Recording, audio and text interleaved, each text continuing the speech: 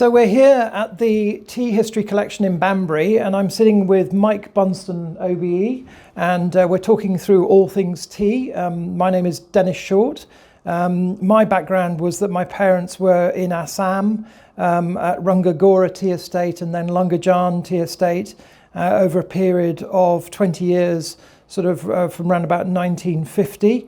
And we then moved to Uganda very briefly when Idi Amin was doing his thing. And we ran actually away across the border from Uganda to Kenya, where my father was a tea estate manager for Bunston in Ikumbi near Thika. And the subject we're going to talk about is actually Kenya, both as a market or East Africa as a market generally, and obviously the start of tea being produced in East Africa, because tea was predominantly being produced in China, and then latterly Assam was sort of where it all started off.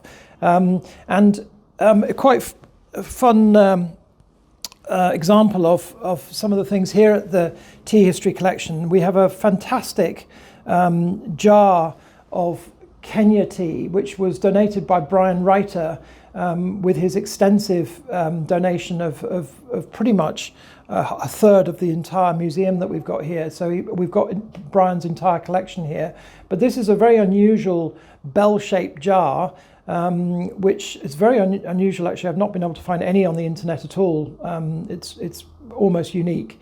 So handle with care, Mike. But this is Mike can explain what it says on it, and if you would like to just talk about how Kenya tea started to become great. Yes, indeed. Well, it's interesting. Kenya Tea, BEA, British East Africa.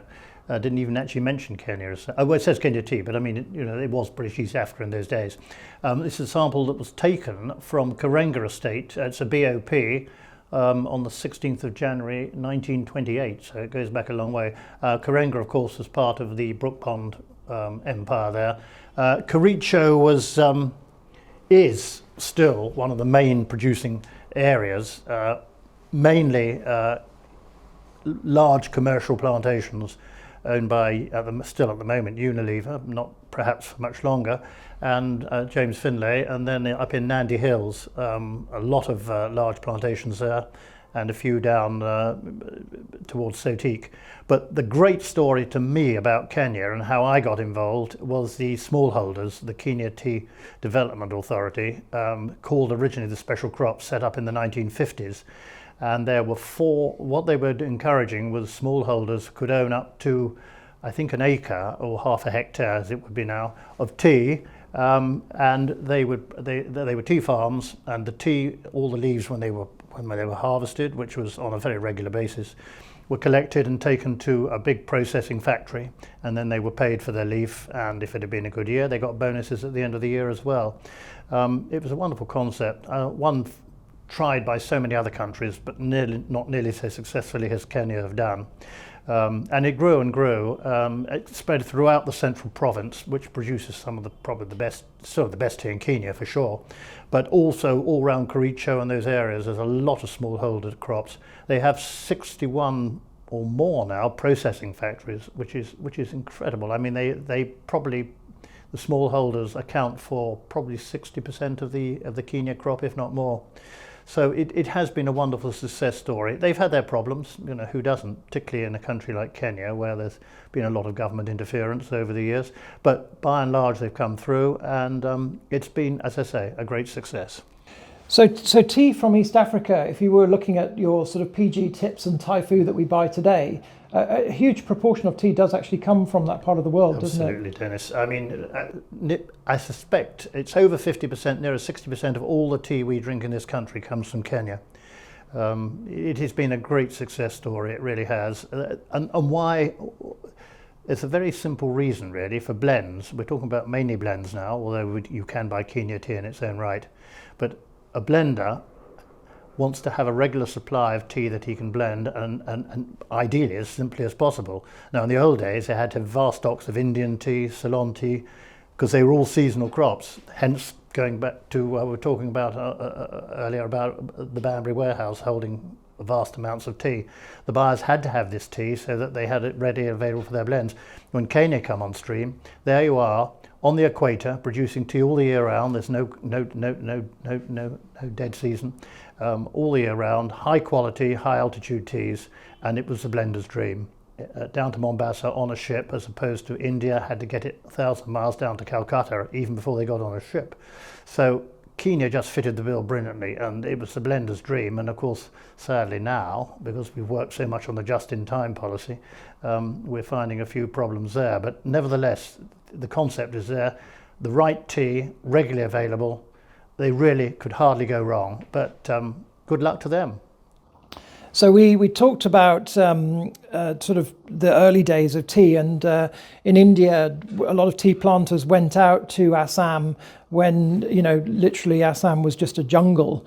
And there's lots of stories of tea planters actually being eaten by tigers. It was quite they didn't really think they get paid danger money, but it actually was a very dangerous job in the very early days, because most of the tea plantations were actually cultivated from jungle. But if we fast forward, probably 100 years to the times of Idi Amin in Uganda,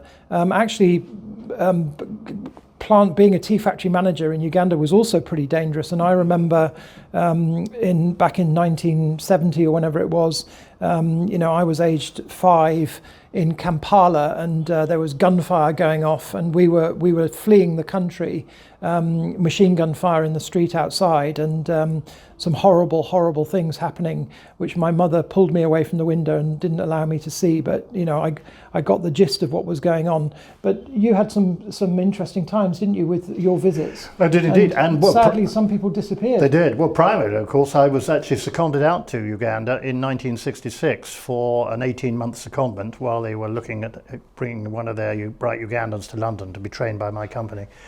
And that was hairy, because this was after Obote had taken over when the Kabaka of Uganda, the first president, fled for his life.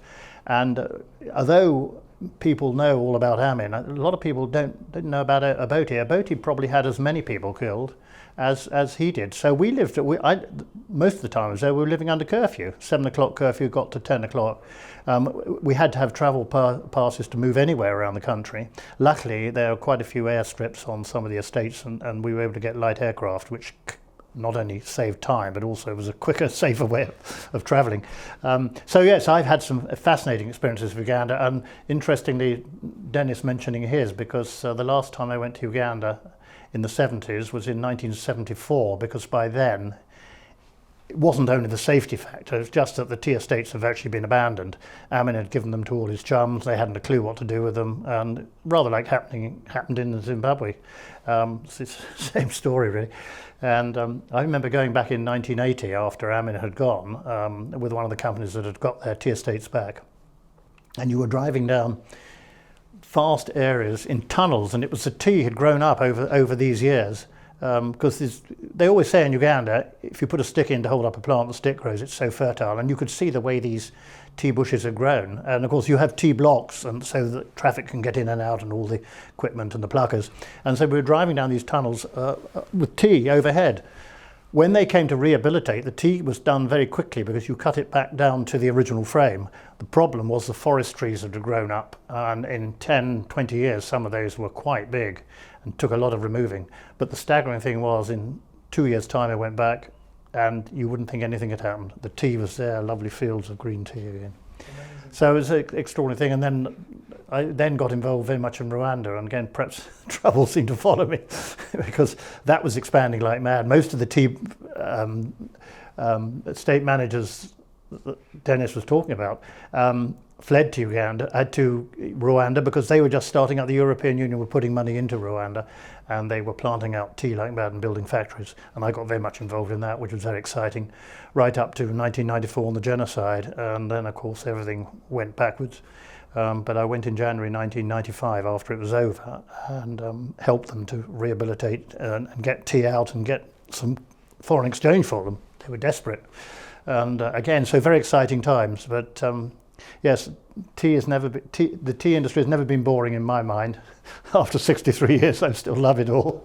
It's amazing to think, Mike, that you know, we sit here drinking our you know, PG Tips or Yorkshire tea, and you know, we don't really think about what is going on in the countries where it's being produced. And you've described some stories there of just some amazing experiences you've had personally, which not only are good and wonderful, and you know, the tea life was wonderful generally, but also these leaders who committed terrible crimes and things. Oh, absolutely. And yeah, the Rwanda genocide was awful. It was frightening. I lost so many friends. It was very sad because the trouble there was it was a Tutsi Hutu thing, and of course the president was Hutu, because his plane was crashed. Nobody will ever know quite why that happened. And then the Hutus went crazy and massacred 800,000 people over a very short period of time.